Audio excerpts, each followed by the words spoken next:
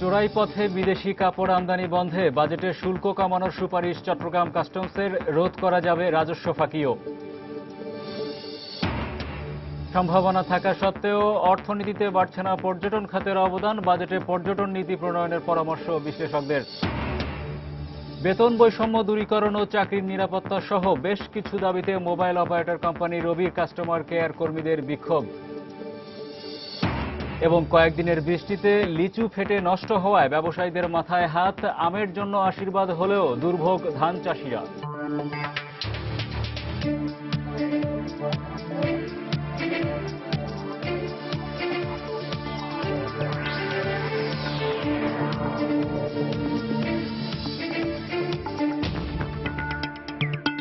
দেখছিলেন শিরোনাম। আমন্ত্রণ জানাচ্ছি দেশ ও দেশের বাইরের অর্থ বাণিজ্যের নানা খবর নিয়ে আমাদের নিয়মিত আয়োজন এ সময়ের বাণিজ্যে, আর আপনাদের সঙ্গে রয়েছি আমি হরিপদ সাহা। অর্থ বাণিজ্যের অন্যান্য খবরের পাশাপাশি আজ আমরা আলোচনা করব পর্যটন খাতের বিভিন্ন দিক নিয়ে। আর এ বিষয়ে আলোচনার জন্য আজ আমাদের সময় স্টুডিওতে যোগ দিয়েছেন এসএসবিসিএল ট্রাভেল অ্যান্ড ট্যুরস কোম্পানির ব্যবস্থাপনা পরিচালক এবং ইনবাউন্ড ট্যুর অপারেটর অ্যাসোসিয়েশনের ভাইস প্রেসিডেন্ট সুমন তালুকদার। জনাব সুমন তালুকদার, সময় স্টুডিওতে আপনাকে স্বাগত। আপনাকে ধন্যবাদ। আমরা আপনার সাথে আলোচনায় আসব, তবে তার আগে জেনে নেব অন্য কিছু সংবাদ। দর্শক, দেশের প্রধান পুঁজিবাজার ঢাকা স্টক এক্সচেঞ্জের খবরাখবর জানাবো এখন। এজন্য আমরা চলে যাচ্ছি ডিএসসির অফিসিয়াল ওয়েবসাইট dscbd.org-তে। যেটা দেখা যাচ্ছে গত 2 দিন কিন্তু যেভাবে ডিএসসির লেনদেন এবং সূচক ঊর্ধ্বমুখী প্রবণতায় ছিল, ঠিক একই রকম প্রবণতা দিয়েই কিন্তু শুরু হয়েছে আজকের সকালের লেনদেন। গ্রাফটা যদি দেখা যায় যে সকালে যখন লেনদেন শুরু হয়েছে এবং এখন পর্যন্ত কিন্তু ঊর্ধ্বমুখী আপওয়ার্ড রয়েছে লেনদেন এবং সূচক। ডিএসসির যে প্রধান সূচক রয়েছে ডিএসসি এক্স, সেখানে 12 পয়েন্টের মতো যোগ হয়েছে আজকে লেনদেনে এবং সবশেষ অবস্থা দেখা যাচ্ছে যে 4,443 পয়েন্ট। ডিএসসি যে সরিয়া সূচক রয়েছে সেখানেও কিন্তু প্রায় 4 পয়েন্টের মতো যোগ হয়েছে, 997 পয়েন্টে অবস্থান করছে এবং বাছাই সূচক ডিএসসি 30 ইন্ডেক্সে 5 পয়েন্টের মতো যোগ হয়েছে এবং ডিএসসি বাছাই সূচক 1,618 পয়েন্টে অবস্থান করছে এবং এখন পর্যন্ত এই আধা ঘন্টায় লেনদেন হয়েছে প্রায় 29 কোটি টাকার মতো এবং লেনদেন হওয়া শেয়ার এবং মিউচুয়াল ফান্ডের মধ্যে দেখা যাচ্ছে 94টি প্রতিষ্ঠানের দাম বেড়েছে, কমেছে 43টির এবং অপরিবর্তিত রয়েছে 36টি শেয়ার এবং মিউচুয়াল ফান্ডের।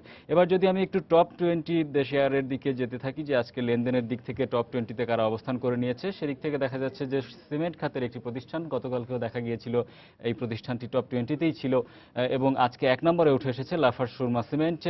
75 টাকা 30 পয়সা সর্বশেষ লেনদেন মূল্য এবং সর্বোচ্চ লেনদেন মূল্য 76 টাকা 50 পয়সা।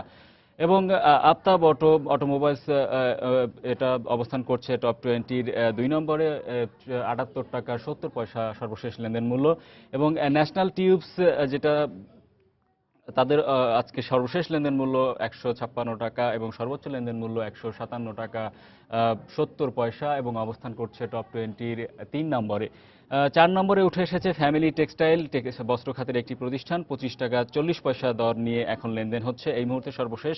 এবং স্কয়ার ফার্মা অবস্থান করছে ওষুধ খাতের একটি প্রতিষ্ঠান, 271 টাকা 40 পয়সা। এই প্রতিষ্ঠানটিও কিন্তু গতকালকে দেখা গেছে টপ 20-তে অবস্থান করে নিয়েছিল। এবং 6 নম্বরে অবস্থান করছে আলহাজ টেক্সটাইল, বস্ত্র খাতের আরেকটি প্রতিষ্ঠান, 125 টাকা 70 পয়সা সর্বশেষ লেনদেন মূল্য এবং এখন পর্যন্ত সর্বোচ্চ লেনদেন মূল্য দেখা গেছে আজকে 127 টাকা 50 পয়সা। বিএসআরএম স্টিল অবস্থান করছে 7 নম্বরে, 75 টাকা 50 পয়সা নিয়ে এখন সর্বশেষ লেনদেন মূল্য।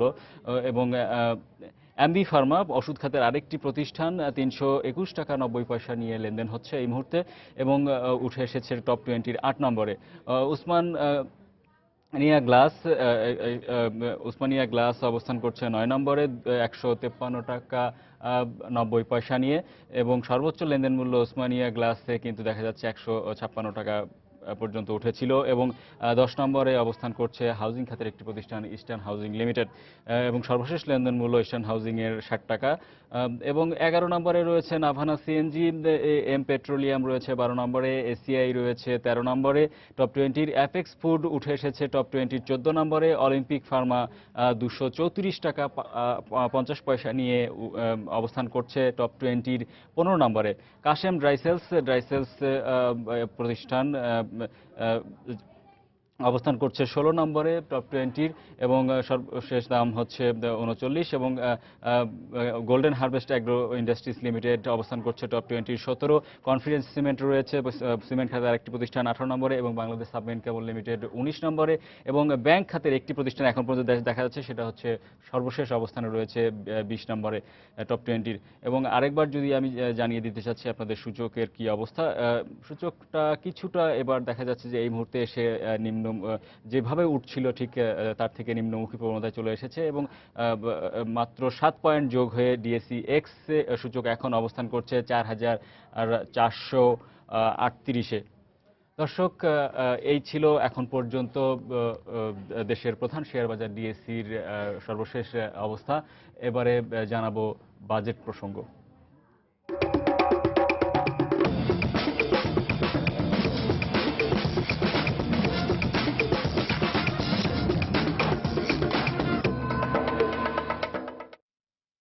স্থানীয় শিল্পকে উৎসাহিত করতে বিদেশি কাপড় আমদানির উপর সরকার সর্বোচ্চ 131% শুল্ক আরোপ করলেও তা কোনো কাজে আসছে না। এতে বৈধ পথে কাপড় আমদানি কমে গেলেও চোরাই পথে আসা বন্ধ হয়নি। এছাড়া শূন্য শুল্কে রপ্তানির জন্য আনা পোশাক শিল্পের অনেক কাপড় বিক্রি হচ্ছে স্থানীয় বাজারে। এ অবস্থায় বিপুল পরিমাণ রাজস্ব ফাঁকি রোধ করতে আগামী বাজেটে কাপড় আমদানির উপর শুল্ক কমানোর সুপারিশ করেছে চট্টগ্রাম কাস্টমস হাউস।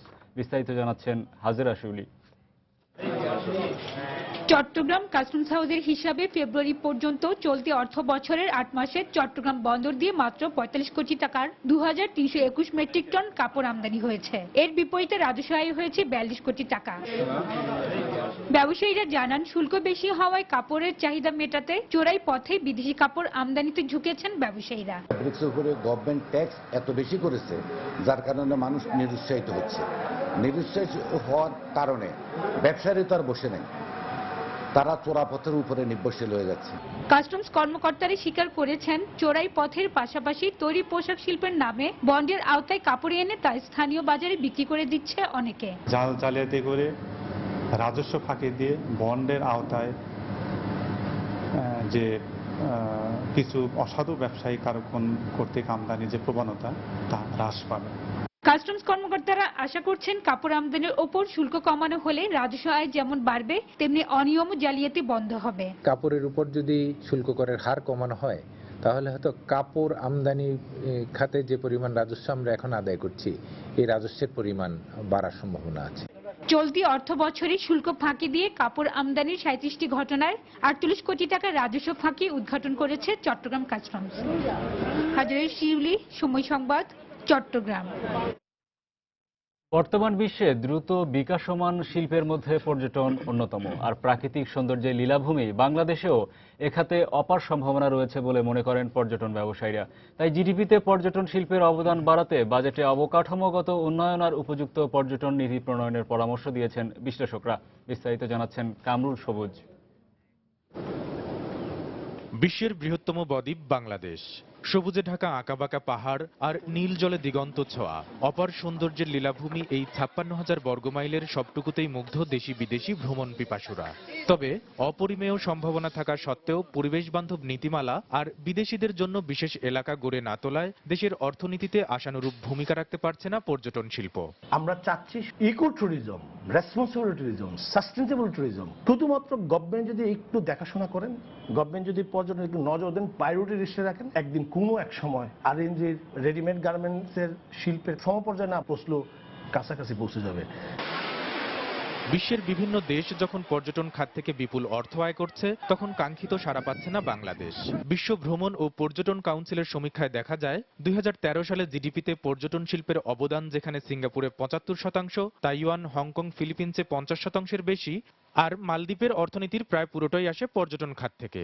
সেখানে বাংলাদেশের জিডিপিতে পর্যটন খাতের অবদান মাত্র 2.10%। এই অবস্থায়ও পর্যটন বিশেষজ্ঞদের অভিমত, উন্নয়নশীল দেশের লাইফ ব্লাড হিসেবে পরিচিত পর্যটন শিল্পের উন্নয়নে দেশের বাজেটে আলাদা বরাদ্দ জরুরি নয়। তাদের পরামর্শ, গুরুত্ব বিবেচনায় নজর দিতে হবে অবকাঠামোগত উন্নয়নের দিকে। আমি আসলে মনে করি না যে ট্যুরিজম সেক্টরের জন্য স্পেশালি কোনো ফান্ড আলাদা করে অ্যালোকেট হওয়া দরকার। হোয়াট উই নিড, যে আমাদের দেশের ইনফ্রাস্ট্রাকচার ডেভেলপমেন্টের জন্য যে মাস্টার প্ল্যান আছে সেটাকে প্রায়োরিটিটা চেঞ্জ করে দেওয়া। ট্যুরিজম সেক্টরের এরিয়াগুলোর প্রায়োরিটিটাকে যদি আগে নিয়ে আসতে পারি, দ্যাটস গুড এনাফ। সংশ্লিষ্টদের মতে নজরদারি আর অংশীদারিত্বের ভিত্তিতে সরকারি বেসরকারি বিনিয়োগের মাধ্যমে এই শিল্পের সম্ভাবনা কাজে লাগাতে পারলে বাংলাদেশ হতে পারে দক্ষিণ এশিয়ার পর্যটন মডেল। কামরুল হাসান সবুজ, সময় সংবাদ, ঢাকা। দর্শক, আমরা রিপোর্টটি দেখলাম আর এ বিষয়ে আলোচনার জন্য আমরা আগেই জানিয়েছি সময় স্টুডিওতে যোগ দিয়েছেন বাংলাদেশ ইনবাউন্ড ট্যুর অ্যাসোসিয়েশনের সিনিয়র ভাইস প্রেসিডেন্ট জনাব সুমন তালুকদার। সুমন তালুকদার, আপনাকে আবারও স্বাগত জানাচ্ছি স্টুডিওতে। যেটা দেখলেন যে রিপোর্টে যেসব বিষয় উঠে এসেছে পর্যটন খাতে বাংলাদেশের সম্ভাবনা এবং সমস্যাগুলো, এটাকে যদি আপনি পর্যালোচনা করেন, আসছে বাজেট খুবই সন্নিকটে, তো এই বাজেটে আপনাদের চাওয়া কি আসলে? ধন্যবাদ আপনাকে।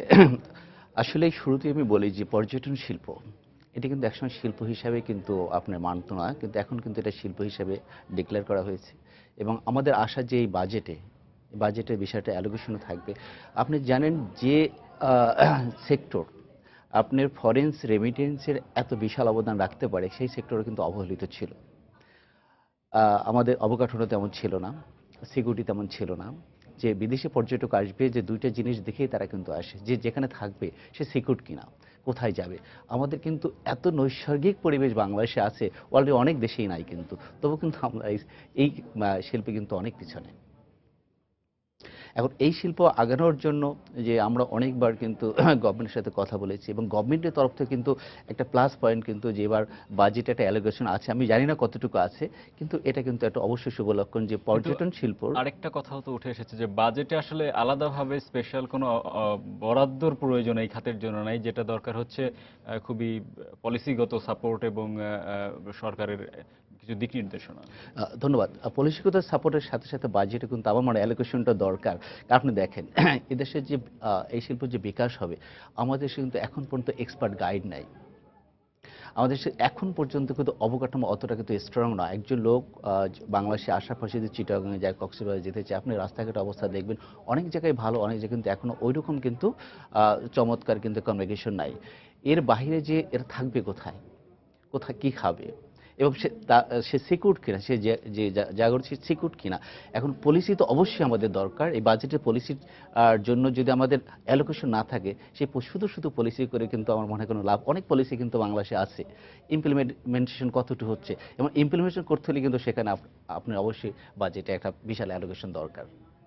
আচ্ছা, যেটা বলছিলেন গত কয়েক বছরে আমরা যেটা দেখেছি বাংলাদেশে কিন্তু বেসরকারি খাতে, পর্যটন খাতে বিনিয়োগ বেশ ভালো হয়েছে। এই ব্যবসাটার একটা খুবই সম্ভাবনা রয়েছে। ব্যবসার সাথে সাথে বলছি যে কর্মসংস্থান মানুষের একটা বিষয়, তো সেই ক্ষেত্রে আরো কি করা দরকার?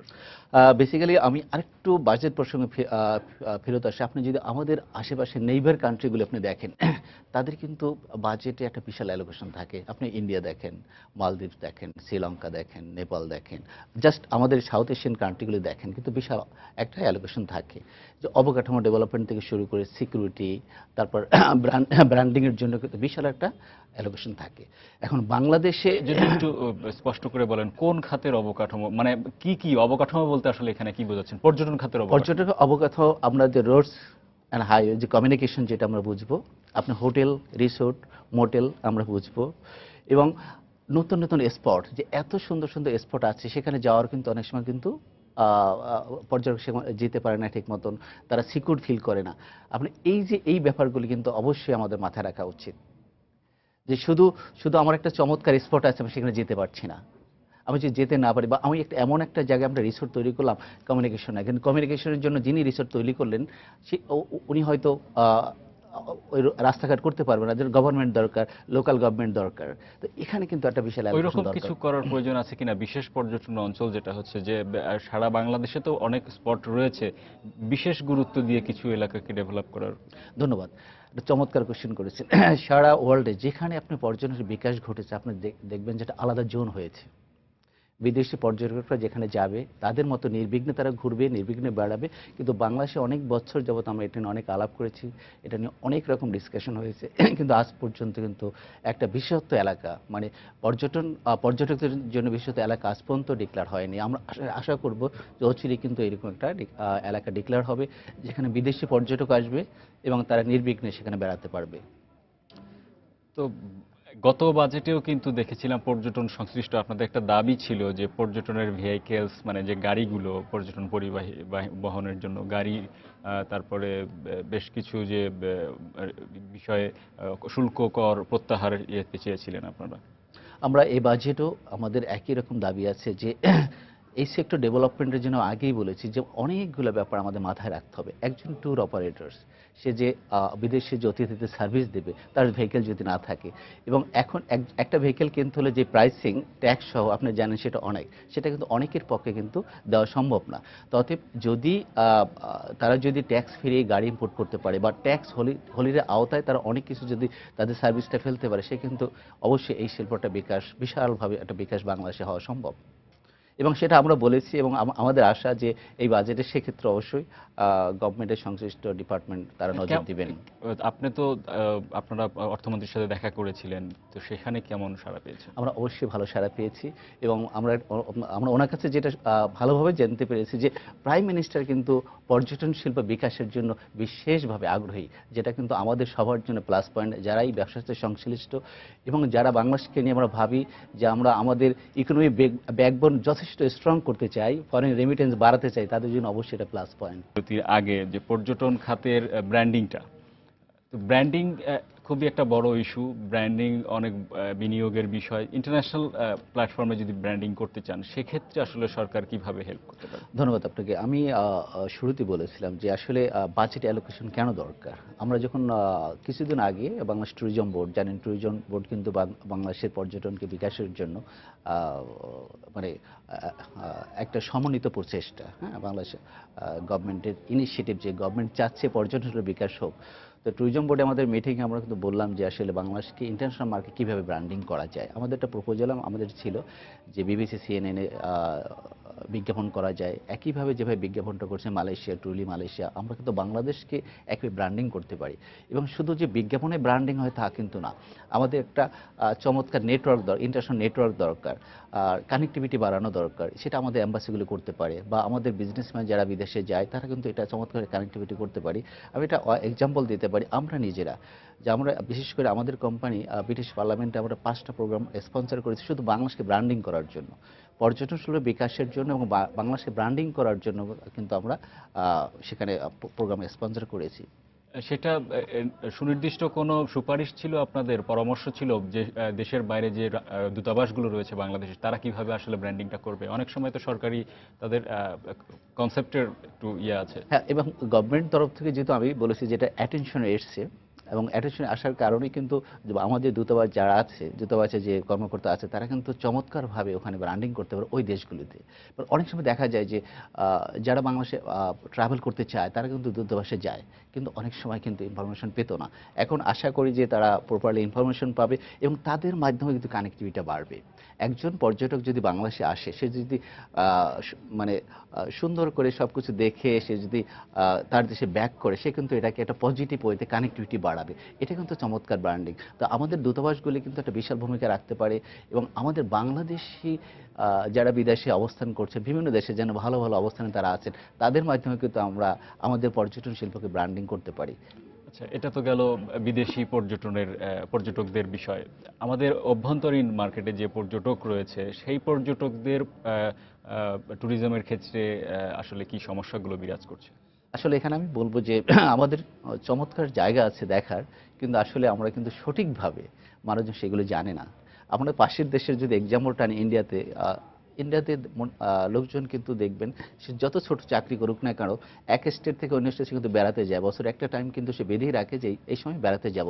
কিন্তু বাংলাদেশে কিন্তু ডোমেস্টিক ট্যুরিজম ডেভেলপ না হওয়ার অন্যতম কারণ কিন্তু অ্যাওয়ারনেসের অভাব। মানুষজন কিন্তু জানে না যে কোথায় ঘুরতে যাবে, সে এখানে কোথায় থাকবে, কি খাবে বা কিভাবে যাবে, এই যেহেতু কিন্তু অ্যাওয়ারনেস কিন্তু এখনো তৈরি হয়নি। তো আমি আশা করি যে এখন প্রাইভেট সেক্টরে কিন্তু অনেকেই কিন্তু আপনি অ্যাটেনশন দিচ্ছে এবং তারা বিভিন্ন রোড শো করছে, সেমিনার করছে, বা আপনি দেখেন যে মেলা হয় যে সেটার মাধ্যমে বিষয় কিন্তু তো মেলা বা রোড শো বা প্রচারণা যেটাই বলেন সেটা কিন্তু ঢাকা, চিটাগাং এই মেট্রোপলিটন সিটি কেন্দ্রিক, কিন্তু আমাদের যে রিমোট এরিয়ায় যারা আছে তারাও তো পর্যটনের সাথে সম্পৃক্ত হতে চান। সেক্ষেত্রে না, সেক্ষেত্রে আমি একটা আপনাকে এক্সাম্পল দিব যে আমাদের আপনার সিভিল এভিয়েশন মিনিস্টার জিএম কাদের উনি একটা উদ্যোগ নিয়েছিলেন কিন্তু যে প্রত্যেকটা ডিসির কাছে যে ওই এলাকাতে যে আপনার যে স্পটগুলি আছে সেইগুলিকে বের করে এবং ডিসির মাধ্যমে জানি একটু সমস্ত লোকজনের মাধ্যমে যে অ্যাওয়ারনেস সেমিনার করা হয়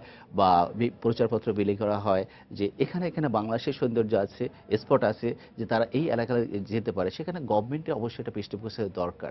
যখন প্রাইভেট সেক্টরে হচ্ছে গভর্নমেন্ট তরফ থেকে কিন্তু যদি একটা অ্যাওয়ারনেস সেমিনার করা হয়, কানেক্টিভিটি বাড়ানো, বিভিন্ন ওয়ে আছে কানেক্টিভিটি বাড়ানো, মোবাইলের মাধ্যমে করা যায়, আপনাদের মিডিয়ার মাধ্যমে করা যায়। তো এই কানেক্টিভিটিটা কিন্তু বাড়ানো দরকার, যে আমাদের যে স্পটগুলি আছে সেটা কিন্তু আমাদের দেশে যারা ট্যুর করতে যেতে চায় তাদের কিন্তু সেগুলো অবশ্যই জানা দরকার। যদি ওই জিনিসটা আনতে চাই যে গত কয়েক বছরের পর্যটন খাতের আর্থিক অবদান দেশে কতটুকু বেড়েছে? অবশ্যই আপনি রিপোর্টে যে দেখেছেন যে ন্যাশনাল আমাদের জিডিপিতে কিন্তু 2 আপনার এই শিল্পে বেড়েছে। এর আয় কিন্তু আরও কম ছিল, কিন্তু লাস্ট ইয়ারে আপনি দেখবেন যে আসলে পলিটিক্যাল অস্থিরতার কারণে কিন্তু বিদেশি পর্যটক বাংলাদেশে আসার পরিমাণটা কমে গেছিলো। সেক্ষেত্রে কিন্তু জিডিপির আমার মনে হয় যে হারে বাড়া দরকার সেই হারে কিন্তু বাড়েনি। অন্যান্য যেসব খাত রয়েছে বাংলাদেশের এক্সপোর্ট ওরিয়েন্টেড যে খাতগুলো রয়েছে, তারা আসলে আপনাদের সাথে সম্পৃক্ত হলে পর্যটনটা কিভাবে আসতে পারে? আমার মনে হয় যে সেখানে একটা বিশাল অবদান সবাই রাখতে পারে এবং এই সেক্টরটা কিন্তু আরও সামনের দিকে মানে যেতে পারে। অন্যান্য সেক্টরে ব্যবসা করতে তারা বিদেশে যান বা তাদের কিন্তু একটা আলাদা কানেক্টিভিটি আছে সারা ওয়ার্ল্ড ওয়াইড। অত সেটা কিন্তু এই শিল্প বিকাশের জন্য যদি ইউজ করা হয় সেটা কিন্তু আমার মনে হয় এই শিল্প ব্যাপকভাবে প্রসার সম্ভব। ছোট্ট করে যদি বলেন যে আসলে নীতি যেটা বলা হচ্ছিল, পর্যটন নীতিতে কি চাচ্ছেন আপনারা? আমরা পর্যটন নীতি চাচ্ছি একটা সঠিক নীতিমালা, যা বিদেশি পর্যটক বা দেশি পর্যটক তারা নির্বিধায় ওই স্পটগুলো যেতে পারবে এবং ইনসিকিউর ফিল করবে না, এবং তাদের থাকার যে জায়গা, হোটেল, মোটেল, রেস্টুরেন্ট সেটা চমৎকারভাবে হবে এবং অবশ্যই সেখানে তাদের সিকিউরিটি ব্যাপারটা মেনলি দেখতে হবে এবং সব কিছু জানি তাদের ক্রয় ক্ষমতার মধ্যে থাকে। যদি ব্যাপকভাবে এই জিনিসটা হয় তাহলে কিন্তু ক্রয় ক্ষমতার মধ্যেই সবার থাকবে। সুমন ভাই, আপনাকে অনেক ধন্যবাদ সময় স্টুডিওতে এসে আমাদেরকে সময় দেওয়ার জন্য। ভবিষ্যতে আবারও দেখা হবে। আমরা চাই দেশের পর্যটন খাত এগিয়ে যাক, দেশের অর্থনীতিতে তাদের এই খাতটির অবদান আরও বাড়ুক। আপনাকে ধন্যবাদ এবং ইনবাউন্ড ট্যুর অপারেটর অ্যাসোসিয়েশন সবাইকে ধন্যবাদ এবং আপনি বাংলাদেশকে জানুন, বাংলাদেশকে দেখুন। ধন্যবাদ। দর্শক, আমরা কথা বলছিলাম বাংলাদেশ ইনবাউন্ড ট্যুর অ্যাসোসিয়েশনের সিনিয়র ভাইস প্রেসিডেন্ট সুমন তালুকদারের সাথে বাংলাদেশের পর্যটন খাত নিয়ে যে অবদান রয়েছে খাতটি, সেই খাতের বিভিন্ন দিক নিয়ে। বেতন বৈষম্য দূর করা ও চাকরির নিরাপত্তা সহ বেশ কয়েকটি দাবিতে বিক্ষোভ করেছে মোবাইল অপারেটর কোম্পানি রবির কাস্টমার কেয়ার সার্ভিসের কর্মীরা। বুধবার সকাল 7টা থেকে উত্তরার মাস্কট প্লাজায় রবির কাস্টমার কেয়ার সার্ভিস কল সেন্টারে এ বিক্ষোভ করেন তারা। 2013 সালের দিকে বেসরকারি মোবাইল সেবাদানকারী প্রতিষ্ঠান রবি তার কল সেন্টারের স্থায়ীভাবে নিয়োগ না দেয়া কর্মীদের থার্ড পার্টি হিসেবে পরিচিত জেনেক্স ইনফোসিস লিমিটেড নামক একটি প্রতিষ্ঠানের আওতায় কাজ করতে পাঠায়। মাস তিনেক পার না হতেই রূপ পাল্টায় রবির দেয়া প্রতিশ্রুতি। কর্মীদের অভিযোগ, নামমাত্র পারিশ্রমিকের বিনিময়ে পার্ট টাইম হিসেবে নিয়োগ দেয়া কর্মীদের দিয়ে কাজ করিয়ে নেওয়া হচ্ছে 10 ঘন্টারও বেশি। আমাদের অনেক প্রেসারাইজ করা হচ্ছে, পার্ট টাইমের নামে তাদেরকে 10 ঘন্টা করে কাজ করানো হচ্ছে। একটা কন্ট্রাক্ট আজ পর্যন্ত রিনিউ হয়নি, গত 9 মাসে। ম্যানেজমেন্টের প্রবলেম, তার যে কোনো একটা ডিসিশন হুট করে আমাদের উপর চাপাই দিচ্ছে। স্থায়ীভাবে নিয়োগ না দেয়া এসব কর্মীদের প্রতি ঘন্টা বাড়তি পরিশ্রমের জন্য 53 টাকা পারিশ্রমিক নির্ধারণ করা হয়, যা রবির স্থায়ী কর্মীদের তুলনায় অর্ধেক। রবির বিরুদ্ধে অভিযোগ আছে যখন তখন বিনা কারণে এবং বিনা নোটিসে চাকরিচ্যুত করা হচ্ছে প্রতিষ্ঠানের কর্মীদের। সিলি কারণে অনেককে এখানে থেকে স্যাক করে দেওয়া হয়েছে, 100 থেকে 200 জনের মতো স্যাক করা হয়েছে। তারা আমাদের সাথে যথেষ্ট দুর্ব্যবহার করে, মিসম্যানেজমেন্ট তাদের, ইভেন আমাদের এমপ্লয়ীদের গায়ে হাত তোলা হয়। নানা অসঙ্গতি ও অনিয়মের বিষয়ে রবির প্রধান কর্মকর্তার সঙ্গে কয়েক দফায় যোগাযোগ করা হলেও তিনি ক্যামেরার সামনে কোনো কথা বলেননি। কর্মীদের দাবি রবির পক্ষ থেকে তাদের চূড়ান্ত নিয়োগ নিশ্চিত করা। সাইফুল রুদ্র, সময় সংবাদ, ঢাকা। রাজধানীতে কেএফসি সো গুড নামে নতুন ট্যাগলাইনে উদ্বোধন করেছে কেএফসি বাংলাদেশ। আন্তর্জাতিকভাবে স্বীকৃত এই রেস্টুরেন্টের উদ্যোগে বুধবার একটি বর্ণাঢ্য র্যালি গুলশানের কেএফসি থেকে শুরু করে ঢাকার সব কেএফসির আউটলেট এলাকা ঘুরে আসে। উদ্বোধনী অনুষ্ঠানে ট্রান্সকম ফুড লিমিটেডের ম্যানেজিং ডিরেক্টর ও সিইও আক্কু চৌধুরী সহ আরও উপস্থিত ছিলেন খ্যাতিমান তারকা তুষ্টি, মুনমুন, বন্যা মির্জা ও তপু।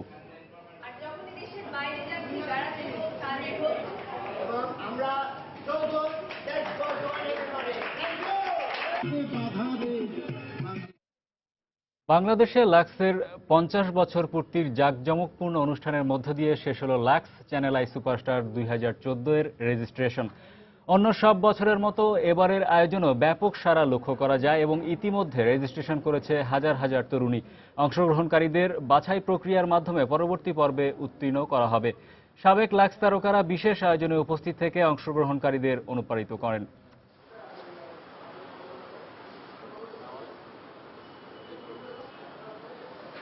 খরার পর টানা দুদিনের বৃষ্টিতে রাজশাহীতে ফেটে নষ্ট হয়ে যাচ্ছে লিচু। এতে লাভের আশায় গুড়ে বালি পড়েছে ব্যবসায়ীদের। তবে এই বৃষ্টি আবার আশীর্বাদ হয়ে এসেছে আমের ফলনে। তাই আম ব্যবসায়ীদের উদ্বেগ অনেকটা কেটে গেছে, স্বস্তি ফিরে এসেছে তাদের মধ্যে। হাবিবুর রহমান পাপ্পুর তোলা ছবিতে বিস্তারিত জানাচ্ছেন সাইফুর রহমান রকি। প্রচণ্ড খরার পর হঠাৎই রাজশাহীতে দেখা মেলে টানা 2 দিনের বৃষ্টি। এই বৃষ্টিতে বাগানগুলোতে এখনো যে পরিমাণ লিচু রয়েছে, এসবের কিছু কিছু লিচুর চামড়ায় কালচে রং পড়েছে। শুধু তাই নয়, তীব্র গরমের পর টানা বৃষ্টির কারণে অনেক লিচু ফেটে নষ্ট হয়ে যাচ্ছে। এতে লিচু ব্যবসায়ীদের লাভের আশা ক্ষীণ হয়ে আসছে, এমনটাই বলছেন তারা।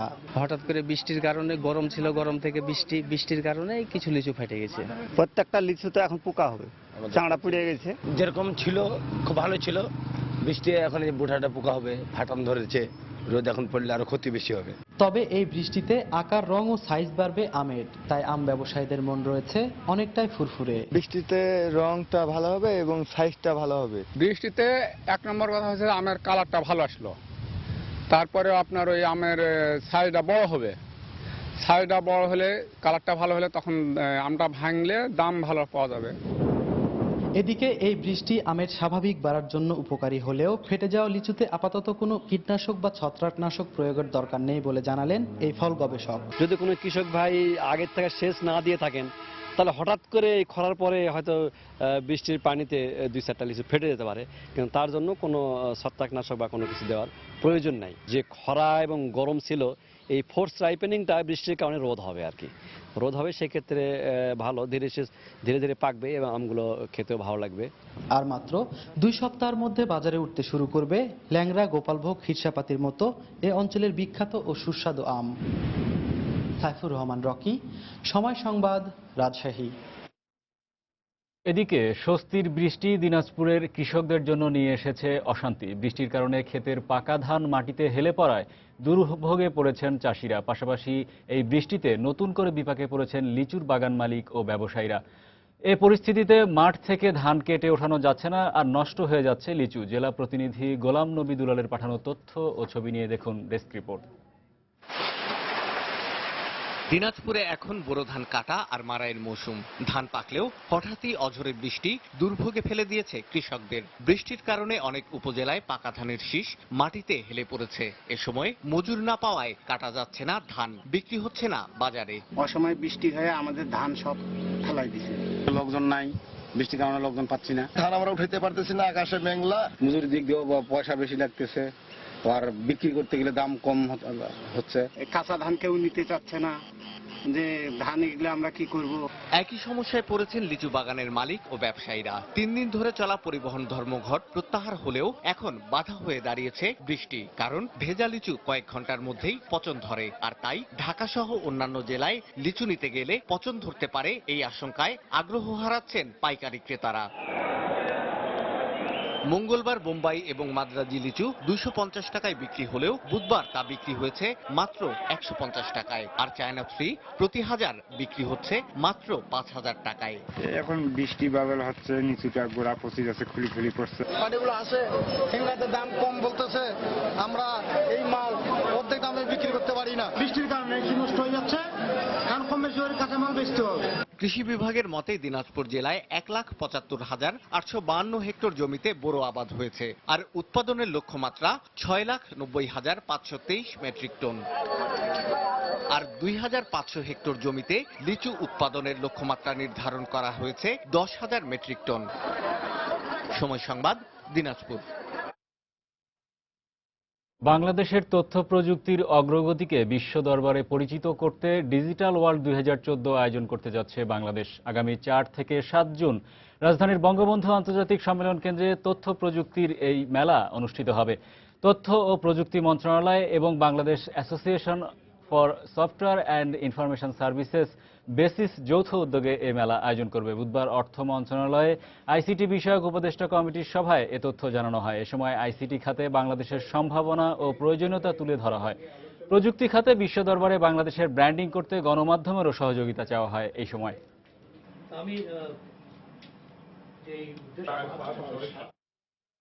সামাজিক দায়বদ্ধতা থেকে বাংলাদেশের জন্য আরও বেশি কাজ করতে বিভিন্ন ব্যবসায়ী প্রতিষ্ঠানকে আহ্বান জানিয়েছেন অর্থমন্ত্রী আবুল মাল আব্দুল মুহিত। রাজধানীর একটি হোটেলে বুধবার সন্ধ্যায় সিএসআর অ্যাওয়ার্ড প্রদান অনুষ্ঠানে কর্পোরেট সোশ্যাল রেসপন্সিবিলিটি সিএসআর কার্যক্রমে অর্থমন্ত্রী একথা বলেন।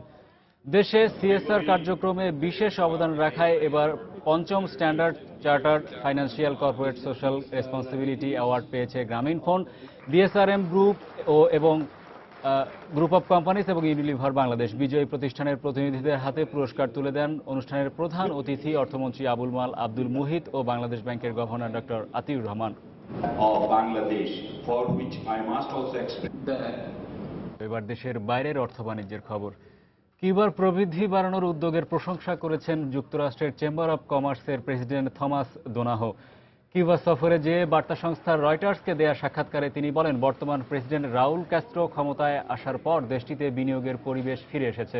এছাড়াও সম্প্রতি সমাজতান্ত্রিক এ দেশটিতে ক্ষুদ্র ব্যবসায়ীরা সফলতা পাচ্ছে উল্লেখ করে যুক্তরাষ্ট্রের ব্যবসায়ীদের পক্ষ থেকে বিনিয়োগ আগ্রহ প্রকাশ করেন তিনি।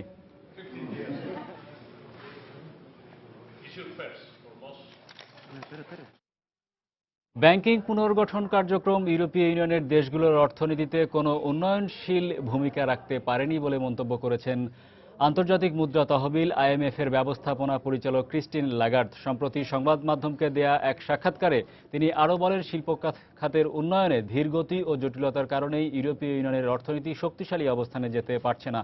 এছাড়াও ইউরোপের শিল্প কারখানাগুলো স্বল্পমেয়াদে লাভবান হলেও দীর্ঘমেয়াদে সাফল্য পাচ্ছে না বলেও উল্লেখ করেন তিনি। এ কারণে ইইউভুক্ত দেশগুলোর মধ্যে স্থিতিশীল প্রবৃদ্ধি ও অর্থনৈতিক ভারসাম্য থাকছে না বলেও জানান লাগার্দ।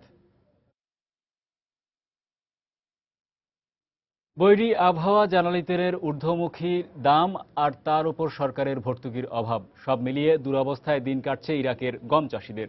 মুনাফা তো দূরের কথা, চলতি বছর উৎপাদন খরচ তুলতেই হিমশিম খাচ্ছেন তারা। এ সংকট দূর করতে সরকারি সহায়তার দাবি জানিয়েছেন কৃষকরা। গমের ভালো ফলনের আশায় নিরন্তর পরিশ্রম করে যাচ্ছেন রুটির ঝুড়ি খ্যাত ইরাকের দিয়ালা প্রদেশের উধাইম জেলার চাষিরা। কিন্তু জ্বালানি তেলের স্বল্পতা ও উচ্চ মূল্য, সেচের অভাব আর খরার কারণে ভরা মৌসুমে আশার আলো খুঁজে পাচ্ছেন না কৃষকরা। যা উৎপাদন হচ্ছে পরিবহন সংকটের কারণে তাও যথাসময়ে পৌঁছানো সম্ভব হচ্ছে না গন্তব্যে। এমন অবস্থায় উৎপাদন খরচ তোলা নিয়ে শঙ্কায় জেলার গম চাষিরা। এক ব্যারেল তেল কিনতে আমাদের এখন 1,80,000 দিনার গুনতে হয়, যা দিয়ে আমরা মাত্র 9 থেকে 10 ঘন্টা পর্যন্ত জমিতে সেচ দিতে পারি। তাই জমিতে কোনো কীটনাশকও ব্যবহার করতে পারি না। সরকার এখন গম আমদানি করছে, কিন্তু 3 থেকে 4 দিন অপেক্ষার পর আমরা গাড়ি পাই। আর প্রতি টন গমের জন্য আমাদের 25,000 দিনার পরিবহন খরচ গুনতে হয়, যার ফলে আমাদের হাতে আর কিছুই থাকে না। এ অবস্থায় সরকারের ব্যর্থতার কথা স্বীকার করে লক্ষ্যমাত্রা অনুযায়ী গমের আবাদ নিয়ে শঙ্কার কথা জানালেন জেলার কৃষি কর্মকর্তারা। গম উৎপাদনের মৌসুম আরো আগে শুরু হলেও আমরা এখনো কৃষকদের পর্যাপ্ত জ্বালানি তেল সরবরাহ করতে পারছি না। এবছর জেলার প্রায় 7 কোটি বর্গফুট জমিতে গমের আবাদ হওয়ার কথা থাকলেও এসব সীমাবদ্ধতার কারণে তা সম্ভব নাও হতে পারে। দেশটির কৃষি অধিদপ্তরের তথ্য অনুযায়ী ইরাকে প্রতি বছর 7.5 থেকে 15 লাখ টন গমের আবাদ হয়, যা দিয়ে আমদানি নির্ভরতা কমিয়ে সহজেই দেশের চাহিদা মেটানো সম্ভব। ঈশিতা ব্রহ্ম, সময় সংবাদ। স্বয়ংক্রিয় গাড়ি নির্মাণ শুরু করেছে বিশ্বখ্যাত টেক জায়ান্ট গুগল। সম্প্রতি যুক্তরাষ্ট্রের ক্যালিফোর্নিয়ায় আয়োজিত এক সম্মেলনে গুগলের সহ প্রতিষ্ঠাতা সের্গেই ব্রিন একথা জানান। তবে এক্ষেত্রে অন্যান্য অটোমোবাইল নির্মাতা প্রতিষ্ঠানের গাড়িগুলোকেই স্বয়ংক্রিয় গাড়িতে রূপান্তর করা হচ্ছে বলেও জানান তিনি। চালু ও বন্ধের জন্য একটি বাটন থাকলেও চালকের নিয়ন্ত্রণের জন্য কোনো স্টিয়ারিং হুইল কিংবা প্যাডেল থাকছে না গাড়িতে। অনলাইনের মাধ্যমে গুগল ম্যাপ ব্যবহার করেই পথ চলবে বিদ্যুৎ চালিত এই গাড়িগুলো। 2 আসনের এসব স্বয়ংক্রিয় গাড়ির সর্বোচ্চ গতিসীমা হবে ঘন্টায় 40 কিলোমিটার। আর এসব গাড়ির মাধ্যমে সড়ক দুর্ঘটনা কমানো সম্ভব হবে বলেও মনে করেন গুগলের কর্মকর্তারা।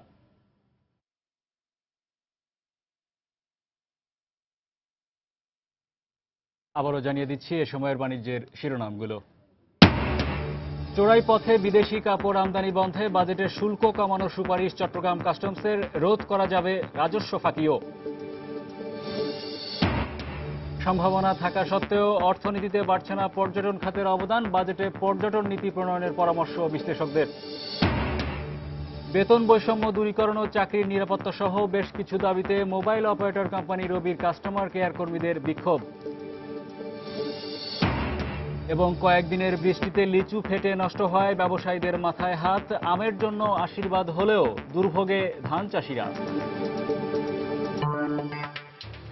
এই ছিল এ সময়ের বাণিজ্যে। যে কোনো খবর পেতে ভিজিট করুন সময়নিউজ.tv। এছাড়া এই মাত্র পাওয়া খবর আপনার মোবাইলে পেতে SMS স্টার্ট স্পেস বিএন লিখে পাঠিয়ে দিন 16242 নম্বরে। সঙ্গে থাকুন সময়ের।